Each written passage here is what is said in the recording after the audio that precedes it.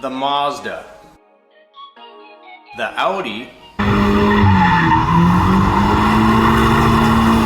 the Mountaineer, the Samsung. No, not you.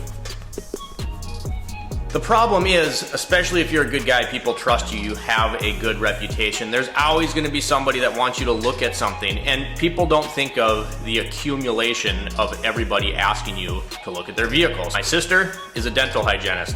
Do people ever call her on the weekends and say, hey, could you come check out my tooth real quick? I mean, it just doesn't happen like that. But with cars, it constantly happens, and if you're letting it burn you out, ultimately that's your fault, and you have to be able to put that cut and dry line in the sand.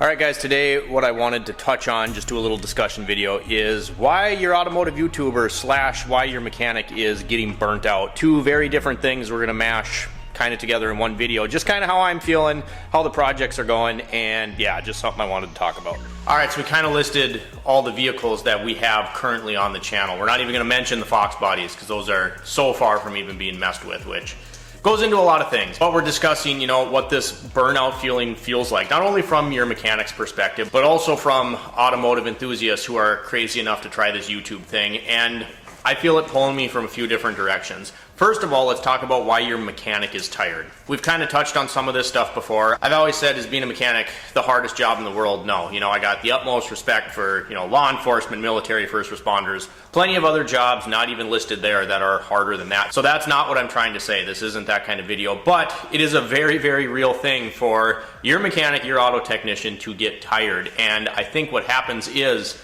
we are constantly bombarded with people that need help with their vehicles. We already eat, sleep, and breathe this 5 days out of the week at least, sometimes 6, depending where you are. If you're on your own business, it really never stops. A lot of times on the weekends, I'm doing billing, bookkeeping, scheduling appointments. This past weekend on Sunday, I was putting timing chains in a Honda because it's just, you know, this stuff has to get done. The problem is, especially if you're a good guy, people trust you, you have a good reputation. There's always going to be somebody that wants you to look at something, and people don't think of the accumulation of everybody asking you to look at their vehicle. So they think, well, I'll just talk to him and see if he can come stop by and look at this really quick.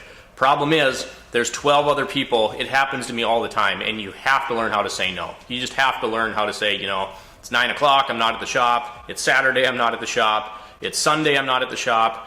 You'd have to make an appointment for that, and everyone becomes your best friend. And I don't mean that to discredit, you know, helping actual friends out. If that's, you know, what you want to do, you have to decide where you want to draw that line in the sand to, no, I'm not going to do this. Yes, I am going to do this. But all those acquaintance type people that know you are always going to have, even if it's questions, you guys, if I'm sitting on the couch at 10 o'clock at night and somebody calls me and starts asking for an opinion about their vehicle or, you know, what they should do, they just want your input so they can try to fix it.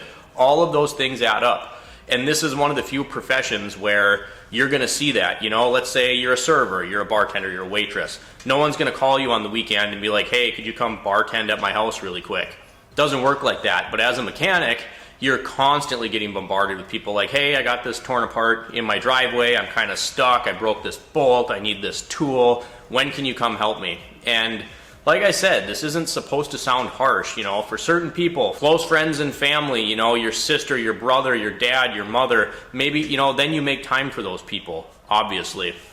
But when you're constantly getting pulled in all these different directions for people that need vehicle help, it can be really easy to start resenting what you're doing, you know. We all get into the industry in some way, shape, or form to make money because we're mechanically inclined, because maybe you have a passion for cars. Cars were always a hobby. And that's another video all in itself. You know, if you just like tinkering on your car on the weekend, maybe being an automotive technician isn't for you, because a lot of people lose the passion that way.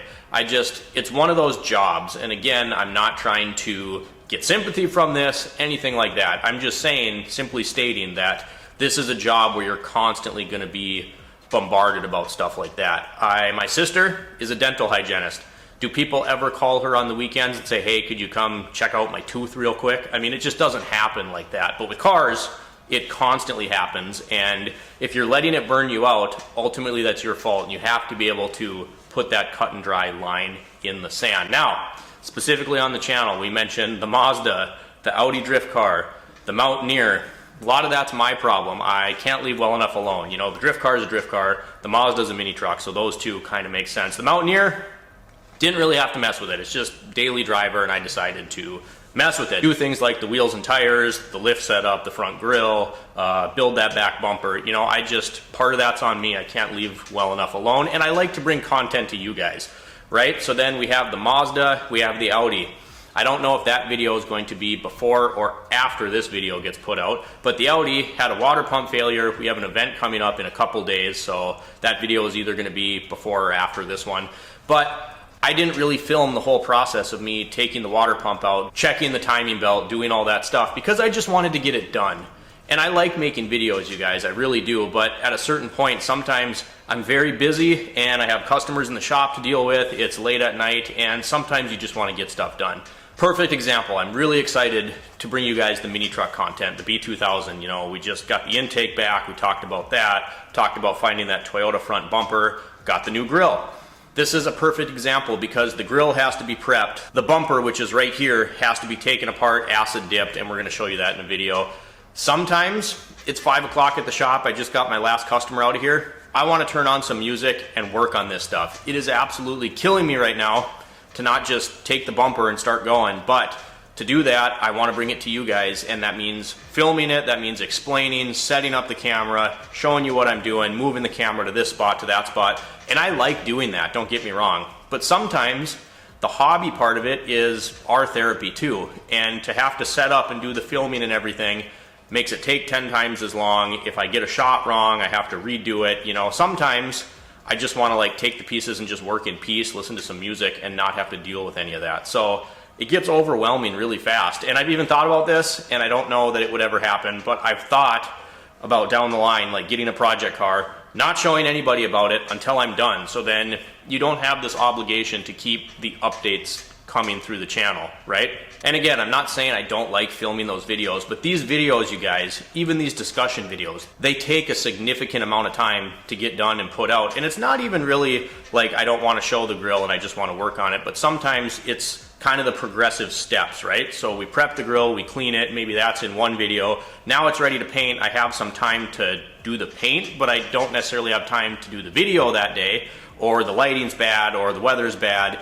And so then, you know, I put it off because I want to get it in a video. So that all kind of just gives you sometimes an overwhelming feeling. And again, I'm not saying this to be like, oh, poor me. I value having transparency on the channel, and it's something that recently I've really been thinking about and dealing with. I know I just said it, but like this bumper has to get taken apart, and sometimes, like right now, I'm like, I want to pull this apart, get it sanded, get it ready, then show you, but I really don't want to skip any steps. So I haven't done that because I want to put it in the video, but I have to figure out how I'm going to set it up, where I'm going to put the camera, get a table set up somewhere so that the background looks, I mean, it's just, there's a lot of steps involved, and sometimes it's like, man, this is a lot of work. But do I regret ever putting videos out like this? No. I would 110% regret more if I didn't film a project and then was like, this turned out really cool, but I didn't show anybody. So it's just kind of a balancing act. And then for me, when you combine that this is my full-time job running the shop, auto repair business, and then also the channel is all centered around cars, it's not that I get sick of cars, it's just sometimes adding the extra steps makes it that much harder. So that's just little discussion, guys, little food for thought. That's just where I'm at right now. The last couple weeks have been really busy and it gets overwhelming. And as I mentioned, I don't want this to be like a oh poor me video. That wasn't the intent. I really think having full transparency on the channel is a good thing. So you guys know what's going on, and in a way it's almost a little therapeutic for me to get some of that stuff off my chest. So if you're an auto technician out there, take care of yourself. Make sure you're not burning the candle from both ends too bad. I know we all do it a little bit because we try to get ahead, get ambitious, but if you guys enjoyed today's video, drop me a comment down below, like and subscribe if you've not already, and as always, we'll see you next time.